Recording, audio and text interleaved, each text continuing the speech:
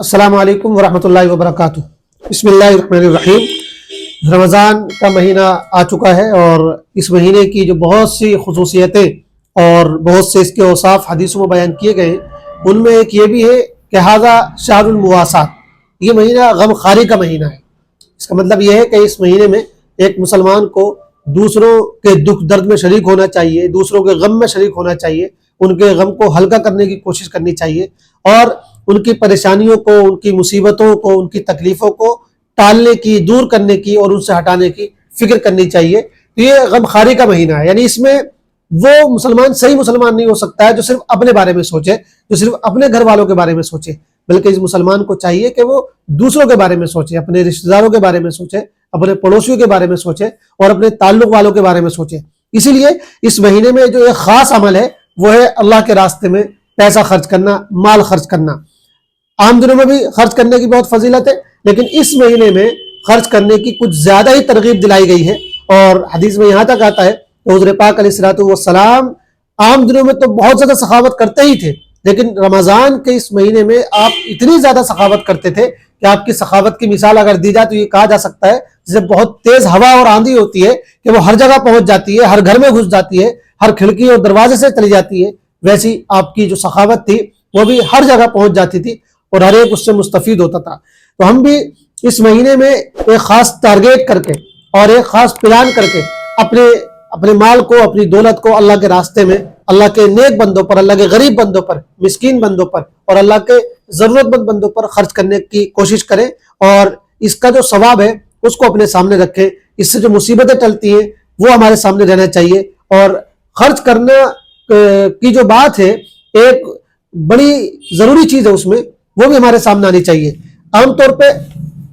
جب ہم خرچ کرتے ہیں، زکوٰۃ نکالتے ہیں، صدقہ کرتے ہیں، خیرات کرتے ہیں، تو ہم ایسے لوگوں پر خرچ کرنا چاہتے ہیں یا ایسے لوگوں کو ترجیح دیتے ہیں جن کو ہم جانتے نہیں ہیں، جو پیشہ ور بھکاری ہیں ان کو دے دیتے ہیں، یا اپنی زکوٰۃ بہت سارے لوگ ایسی جگہوں پر دے دیتے ہیں جن جگہوں سے وہ واقف نہیں ہیں، جن اداروں سے وہ صحیح طریقے سے واقف نہیں ہیں، جن لوگوں سے وہ واقف نہیں ہوتے ہیں۔ تو بس اوقات ان کی دی ہوئی چیزوں کا اور ان کی زکوٰۃ کا، ان کے صدقوں کا صحیح استعمال نہیں ہو پاتا ہے۔ حالانکہ ہونا یہ چاہیے کہ زیادہ جو ہم فوکس کریں وہ اپنے ارد گرد کے لوگوں پر کریں، ہم اپنے عزیزوں میں دیکھیں، ہم اپنے رشتہ داروں میں دیکھیں، اپنے محلے اور پڑوس میں دیکھیں، اپنے تعلق والوں میں دیکھیں کہ کتنے لوگ ہیں جو ضرورت مند ہیں۔ اچھا، ایک چیز اور بھی ہے، جب ہم یہ دیکھتے ہیں کہ بھئی کون ضرورت مند ہے تو ہمارے ذہن میں جو ایک تصور ہوتا ہے وہ یہ ہوتا ہے کہ کوئی ایسا بندہ مل جائے جو بالکل مسکین ہو، جس کے گھر میں گویا کہ 2 وقت کا راشن بھی نہ ہو، ہم اس کو دینا چاہتے ہیں۔ میرے بھائیوں، یہ کوئی اچھی چیز نہیں ہے، کوئی اچھا تصور نہیں ہے۔ یقیناً اگر کوئی ایسا بندہ مل جاتا ہے جو بہت مسکین ہے، بہت ضرورت مند ہے، تو اس کو بھی دیا جائے گا اور اس کو دینے میں انشاءاللہ بہت ثواب بھی ہوگا۔ لیکن آج کل کی جو کنڈیشن ہے اس میں یہ ہے کہ جو لوگ مہینے میں اچھی خاصی کمائی بھی کر رہے ہیں، یعنی 15-20 ہزار بھی کما رہے ہیں، 12-15 ہزار بھی کما رہے ہیں، ان کے حالات بھی اتنے اچھے نہیں ہیں کہ وہ بہت اچھی زندگی گزار سکتے ہو۔ بھائی 15-20 ہزار میں کیا ہوتا ہے آج کل؟ اگر بڑی فیملی ہے تو 15-20 ہزار میں لوگوں کے لیے بڑی دشواریاں ہیں۔ تو ایسے لوگوں کو بھی ہم ٹارگٹ کر سکتے ہیں خرچ کرنے کے لیے، ان کو بھی جو ہے ہم نشانزد کر سکتے ہیں اور ان تک بھی ہم اس طرح کی چیزیں پہنچا سکتے ہیں۔ اور ایک مسئلہ بھی یاد رکھنے کی ضرورت ہے، وہ یہ کہ زکوٰۃ اور جو واجب صدقے ہوتے ہیں، جیسے صدقہ فطر ہے یا آپ نے بول رکھا ہے، تو ایسی زکوٰۃ اور ایسے واجب صدقے تو ہم انہی لوگوں کو دیں گے جو مستحق ہوں گے، واقعتاً زکوٰۃ کے مستحق ہوں گے۔ لیکن باقی جو ہم رمضان میں نفلی صدقہ کرتے ہیں، یعنی ہم نے بولا ہوا نہیں ہے اور یہ زکوٰۃ کی رقم بھی نہیں ہے، ویسے ہم ثواب کے لیے اللہ کے راستے میں دینا چاہ رہے ہیں، تو پھر اس کے لیے بہت زیادہ غریب ہونا اور محتاج ہونا اور ضرورت مند ہونا، اس کی بھی مطلب کوئی ضرورت نہیں ہے۔ آپ ایسے لوگوں کو بھی دے سکتے ہیں جو ٹھیک ٹھاک کما رہے ہیں، جو کمانے والے ہیں،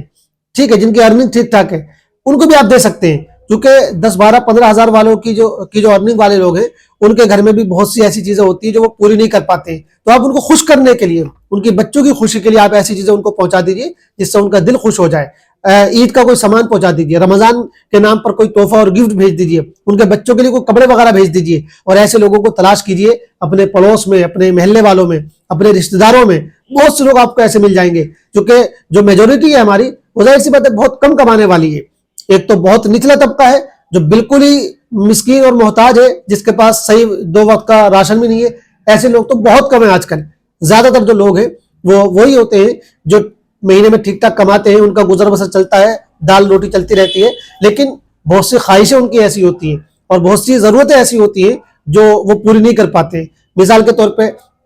آپ کے پڑوس میں ایسے بہت سے لوگ ہوں گے جو 12-15 ہزار کماتے ہیں لیکن گھر میں فریج نہیں ہے. آپ ان کو اپنے رشتہ داروں میں تلاش کیجئے, اپنے محلے میں تلاش کیجئے, ان تک فریج پہنچائیے. بہت سے لوگ ایسے ہوتے ہیں جن کے پاس گھر میں کولر کا انتظام نہیں ہوتا ہے, تو آپ ان کو رمضان میں, عید کے موقع پر, رمضان کے موقع پر آپ ان کو کولر دے سکتے ہیں اور ان کو کیا نام ہے اس طرح کی چیزیں پہنچا سکتے ہیں جو ان کی ضرورت کی چیزیں ہیں. تو یہ سوچنے والی بات ہے کہ بھائی خرچ جو کرنا ہے, جو صدقہ کرنا ہے, وہ بالکل ایسے لوگوں پر ہی نہیں کرنا ہے جو بالکل ہی محتاج اور مسکین ہے. ایسے لوگوں پر بھی خرچ کرنا ہے جو اگرچہ ٹھیک ٹھاک کما لیتے ہیں لیکن بہت سی پریشانیوں کا ان کو سامنا ہے, بہت سی تکلیفوں کا ان کو سامنا ہے, اور ان کو بھی دینے پر آپ کو صدقے کا ثواب ملے گا. اس لیے اس مرتبہ یہ کوشش کیجئے کہ ہمارا کوئی رشتہ دار, ہمارا کوئی عزیز, ہمارا کوئی پڑوسی وہ ہماری سخاوت سے محروم نہ رہے. اگر اللہ تعالیٰ نے ہمیں ٹھیک ٹھاک دولت دی ہوئی ہے اور ہم اچھا پیسہ کماتے ہیں تو سب سے پہلے ہم اپنے ایسے لوگوں پر خرچ کریں. اور اس سلسلے میں خاص طور سے جو اسکول کے بہت سے اساتذہ ہیں, ٹیچرز ہیں, مدارس کے اساتذہ ہیں, جو پڑھا تو رہے مدارس میں اور اسکولوں میں, اور ان کی لیکن ارننگ بہت کم ہے, ان کی تنخواہیں بہت کم ہے. کوئی 10,000 میں پڑھا رہا ہے, کوئی 12,000 میں پڑھا رہا ہے, کوئی 15,000 میں پڑھا رہا ہے. تو بھائی ایسے پرائیویٹ اسکولوں میں جو آج ہمارا حال ہے, ہم سب جانتے ہیں کہ پرائیویٹ اسکول والے کیا سیلری پڑھانے والوں کو دیتے ہیں, 8,000, 10,000, 6,000, 5,000. اب ایسی سیلری والے جو ہیں اگرچہ وہ عزت دار لوگ ہیں اور سفید پوش ہیں, وہ آپ کے سامنے ہاتھ نہیں پھیلائیں گے اور آپ کے سامنے اپنی ضرورتوں کا اظہار نہیں کریں گے, لیکن ہمیں خود تلاش کرنا ہے ایسے لوگوں کو. ایسے کتنے لوگ ہمارے محلے میں رہتے ہیں, ہمارے عزیزوں میں رہتے ہیں, جو کسی اسکول میں پڑھا رہے ہیں, کسی دکان پہ, کسی مال میں, کسی جنرل اسٹور پہ کام کر رہے ہیں. ان لوگوں کی تنخواہ اور سیلری کتنی ہوتی ہے, 8, 10, 12,000. ایسے لوگوں کو بھی تلاش کیجئے, ایسے لوگوں کی مدد کیجئے, ایسے لوگوں کو اپنی سخاوت سے فائدہ پہنچائیے, اور صرف اللہ کے لیے. اور یاد رکھیے صرف یہ کام جو آپ کریں مدد کے طور پر نہ کریں, ان کو آپ یہ نہ بتائیں کہ ہم آپ کی مدد کر رہے ہیں. ظاہر بات ہے ہر آدمی جو ہے وہ مدد لینے کے لیے تیار نہیں ہوتا ہے. آپ ان کو گفٹ کے طور پر, عیدی کے طور پر, ہدیے کے طور پر یا کسی اور ایسے بہانے سے دیں کہ ان کے لیے اس کو قبول کرنا یعنی برا نہ لگے ان کو, اور وہ خوشی سے اس کو قبول کر سکتے ہیں. اور آپ دیکھیے گا, محسوس کیجئے گا کہ آپ ایسے لوگوں کو اگر کوئی اس طرح کا تحفہ اور گفٹ دے کر آئیں گے تو وہ خوشی سے اس کو لیں گے, وہ انکار نہیں کریں گے, کیونکہ ان کو ضرورت تو ہے لیکن وہ ہاتھ نہیں پھیلا سکتے کسی کے سامنے, وہ اپنی ضرورت کا اظہار نہیں کر سکتے کسی کے سامنے. تو اگر آپ ان کو دیں گے تو وہ خوشی سے اس کو اپنے پاس رکھ لیں گے, اور آپ کے دینے کا, آپ کے ہدیے کا, آپ کے گفٹ کا بالکل دل سے وہ احسان مانیں گے, چاہے وہ آپ کے سامنے اظہار بھی نہ کر سکے. تو اس لیے ایسے عزت دار لوگوں کو تلاش کیجئے, اپنے عزیزوں میں, اپنے محلے والوں میں, اپنے رشتہ داروں میں, اپنے متعلقین میں, اور ان کو اس طرح فائدہ پہنچائیے. انشاءاللہ آپ کی جو سخاوت ہے, آپ کا جو صدقہ ہے, اس کا آپ کو ایسا ثواب ملے گا کہ آپ کے تصور میں بھی نہیں ہوگا. اللہ تعالی ہم سب کو ان باتوں پر عمل کرنے کی توفیق عطا فرمائے. آمین. والسلام علیکم ورحمۃ اللہ وبرکاتہ.